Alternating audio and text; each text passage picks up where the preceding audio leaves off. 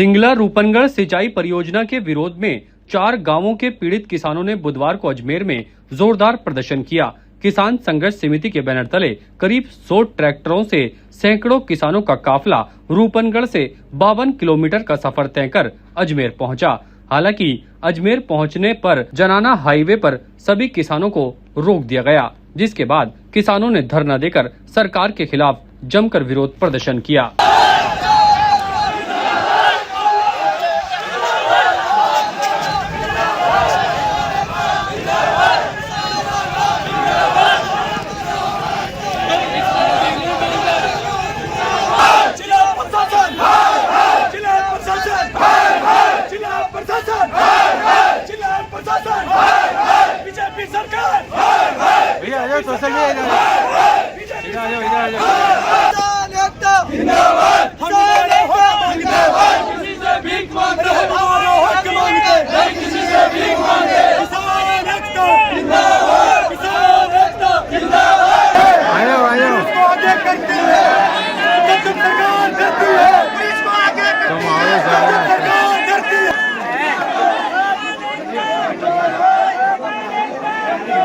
अजमेर में यहां पुलिस की ओर से भी सुरक्षा के पुख्ता इंतजाम किए गए ताकि किसी भी तरह की अप्रिय घटना न हो और यहां करीब 1000 पुलिसकर्मियों का जाब्ता लगाया गया।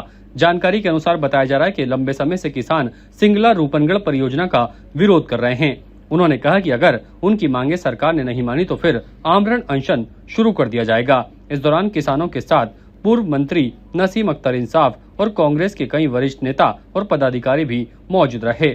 किसानों ने साफ तौर पर और खुले शब्दों में कहा कि सरकार या तो सिंगला रूपनगढ़ परियोजना को बंद करे, नहीं तो फिर पूरे प्रदेश भर में आंदोलन किया जाएगा, जिसकी समझ जिम्मेदारी सरकार और प्रशासन की होगी। इस दौरान सैकड़ों की संख्या में किसानों ने धरना देकर विरोध प्रदर्शन किया और अपनी विभिन्न मांगों से सरकार और प्रशासन को अवगत कराया। जो बांध की जमीन है, जिन खातेदारों के खातेदारी में थी, वो वापस उनकी खातेदारी में रखी जाए। यदि उन्होंने मुआवजा ले लिया तो वो मुआवजा वापस जमा कराने को तैयार है, लेकिन अधिकांश लोग ऐसे हैं जिन्होंने मुआवजा लिया ही नहीं, इसलिए उनकी जमीन वापस करने के लिए एसडीओ सक्षम है, वहां एप्लीकेशन लगेगी और एसडीओ उनकी जमीन वापस उनके खाते में लगा देगी। दूसरा, ये जो अभी वर्तमान में चल रहा था, किसी का भी कोई नया म्यूटेशन नहीं खुलेगा, पहले जैसी स्थिति रहेगी, न कोई केसी से वंचित रहेगा, न कोई किसी प्रकार के लाभ से वंचित रहेगा। सारे लाभ उनको पहले की तरह मिलते रहेंगे सभी को। इसलिए लेकर आए थे 19 दिन पहले हमारी बात सुन ली जाती तो रैली की जरूरत नहीं थी, लेकिन आज में ये हो गया तो सबसे बढ़िया। अब नहीं रहेगा, बस अब वही घोषणा करा जाओ। 1980 से 82 के बीच में ये सिंगला बांध का निर्माण हुआ था, इसकी नींव रखी गई थी और 94 में ये कंप्लीट हो गया था। जिस दिन इसकी नींव रखी गई उस टाइम डॉक्टर केसी चौधरी जो कांग्रेस के विधायक थे और सुखाड़िया जी उस वक्त मुख्यमंत्री थे। जब ये कंप्लीट हुआ, जगदीप धनखड़ जी जो भारत के उपराष्ट्रपति थे, वो हमारा जो ये तहसील है रूपनगढ़ तहसील, ये किशनगढ़ में आती थी पहले, तो वहाँ उस वक्त जगदीप धनखड़ जी विधायक थे और भैरू सिंह जी शेखावत की मुख्यमंत्री थे उस वक्त।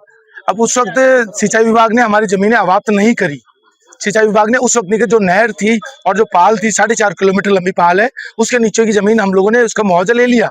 हम नहीं कह रहे हमने मुआवजा नहीं लिया। मीटिंग करी है, हम लोगों ने यही कहा है कि किसान को उसका खातेदारी का अधिकार दे दिया जाए। कई परिवार तो ऐसे हैं जिन्होंने, कई फौजी ऐसे हैं, कई परिवार ऐसे राजस्थान रोडवेज के कर्मचारी हैं जो आज बहुत ज्यादा व्यथित हैं। अपनी सारी जमा पूंजी 1 अरब रुपए का काम इन 5 गांवों में हो चुका है। आप लोग ग्राउंड पे जाके देखिए, 1 अरब रुपए का, लोगों को मकान तोड़ने पड़ेंगे, लोगों को कृषि भूमि छोड़नी पड़ेगी, ट्यूबवेल हो चुके हैं, अपने मकान, लाखों रुपए के मकान बना लिए।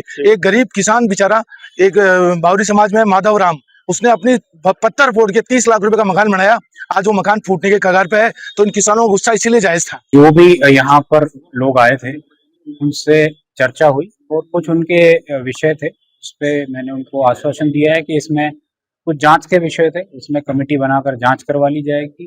कुछ सूचना उनको जो उन्होंने मांगी थी, उसी सूचना की कॉपी भी उपलब्ध करा दी जाएगी और साथ ही कुछ रिप्रेजेंटेशन वो आगे देना चाहते हैं, तो मैंने कहा आप रिप्रेजेंटेशन दे दें, जो इससे प्रभावित है, जो भी उसमें सक्षम स्तर पर नियमानुसार निर्णय किया जाए। जैसा मैंने बताया, सक्षम स्तर पर नियमानुसार निर्णय किया जाए। ताजा खबरों के लिए देखते रहें सरेराह न्यूज। अपना फोन उठाएं और सब्सक्राइब करना ना भूलें।